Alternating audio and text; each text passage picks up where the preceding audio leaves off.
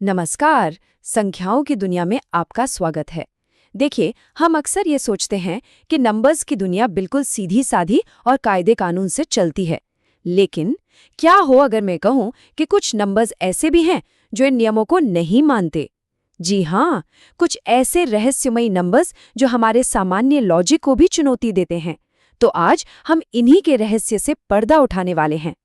हमारी ये पूरी पड़ताल एक बहुत ही सीधे से सवाल से शुरू होती है। क्या दुनिया के हर नंबर को, चाहे वो कितना भी अजीब क्यों न हो, P/Q के रूप में लिखा जा सकता है?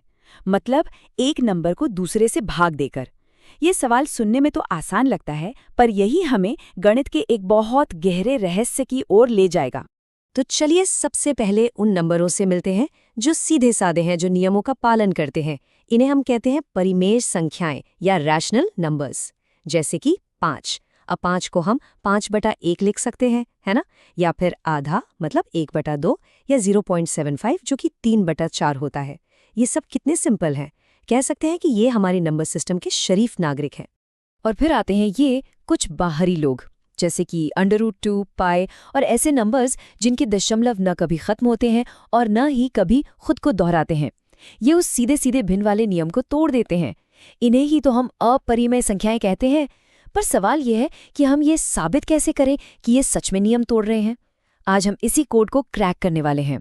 इस रहस्य को सुलझाने के लिए हमें अपने पहले जासूसी टूल की जरूरत पड़ेगी। ये समझ लीजिए कि ये नंबरों की दुनिया का एक ऐसा फंडामेंटल लॉ है जो हर नंबर को एक खास पहचान, एक यूनिक आइडेंटिटी देता है। चलिए इसे समझते हैं। ये प्रमेय हमारे लिए एक बहुत ही जरूरी सुराग है। ये कहता है कि कोई भी नंबर जो खुद एक अभाज्य संख्या नहीं है, उसे अभाज्य संख्याओं यानी प्राइम नंबर्स के गुणनफल के रूप में तोड़ा जा सकता है। और सबसे मजेदार बात, ऐसा करने का सिर्फ और सिर्फ एक ही तरीका होता है, बिल्कुल एक फिंगरप्रिंट की तरह। हर नंबर का अपना एक अनोखा प्राइम फिंगरप्रिंट होता है। ये समझ लीजिए कि ये गणित की नींव का पत्थर है। और इस जबरदस्त आइडिया को साबित करने का श्रेय जाता है महान कार्ल फ्रेडरिक गॉस को। उनका काम हमें याद दिलाता है कि गणित के इन नियमों के पीछे भी इंसानी दिमाग की ही देन है। चलिए इसे एक उदाहरण से और आसान बनाते हैं। मान लीजिए एक बड़ा सा नंबर है 32,760। इसे आप सिर्फ 2, 3, 5, 7 और 13 के गुणनफल के तौर पर ही लिख सकते हैं। किसी भी ऑर्डर में मल्टीप्लाई करके देख लीजिए, आखिर में आपको यही प्राइम नंबर्स मिलेंगे। यही तो इस प्रमेय की असली ताकत है, एक यूनिक पहचान। अच्छा, अब हमारी जासूसी किट में अगला टूल एक बहुत ही खास सुराग है। ये एक छोटा लेकिन बहुत ही पावरफुल प्रमेय है जो इस पूरे केस को सॉल्व करने में हमारी मदद करेगा। अब इस बात पर जरा गौर कीजिएगा, क्योंकि ये हमारा सबसे बड़ा सुराग है। ये प्रमेय कहता है कि अगर कोई प्राइम नंबर जैसे 2 या 3 किसी नंबर के स्क्वायर को पूरी तरह से डिवाइड करता है, तो वो यकीनन उस असली नंबर को भी डिवाइड करेगा। ये प्राइम नंबर्स और स्क्वायर्स के बीच का एक गहरा कनेक्शन बताता है। इस सुराग को याद रखिएगा, ये हमारी पूरी जांच का सेंटर पॉइंट है। तो अब हमारे पास हमारे टूल्स भी हैं और सुराग भी। अब हमें बस एक सही तकनीक चाहिए, और इसके लिए हम एक बहुत ही चालाक स्ट्रैटेजी इस्तेमाल करने वाले हैं, जिसे कहते हैं प्रूफ बाय कॉन्ट्रडिक्शन, यानी विरोधाभास द्वारा प्रमाण। अब ये तरीका काम कैसे करता है? सोचिए, ये बिल्कुल एक जासूस की तरह है जो किसी केस को सॉल्व कर रहा हो। सबसे पहले क्या करते हैं, हम मान लेते हैं कि जो साबित करना है उसका उल्टा सच है। फिर हम उस झूठी कहानी को लेकर आगे बढ़ते हैं, एक एक करके सारे सबूतों को जोड़ते हैं। और अगर उस कहानी की वजह से हम किसी ऐसी जगह पहुंच जाएं जो बिल्कुल नामुमकिन हो, मतलब कहानी में ही कोई झोल निकल आए, तो इसका मतलब क्या हुआ? इसका मतलब ये हुआ कि हमारी शुरुआती कहानी ही झूठी थी। तो चलिए अब वक्त आ गया है हमारी जांच के क्लाइमैक्स का। हम अपने सभी टूल्स और इस खास तकनीक का इस्तेमाल करके ये साबित करने जा रहे हैं कि हमारा जो मुख्य संदिग्ध है, यानी √2, वो असल में एक अपरिमेय संख्या है। ठीक है, तो पूछताछ शुरू करते हैं। हम ये मानकर चलते हैं कि √2 बेगुनाह है, मतलब वो एक परिमेय संख्या है। इसका मतलब हुआ कि उसे सबसे सरल भिन्न a/b के रूप में लिखा जा सकता है, जहां a और b में 1 के अलावा और कोई भी कॉमन फैक्टर नहीं है। अब हम सबूतों के निशान पर आगे बढ़ते हैं।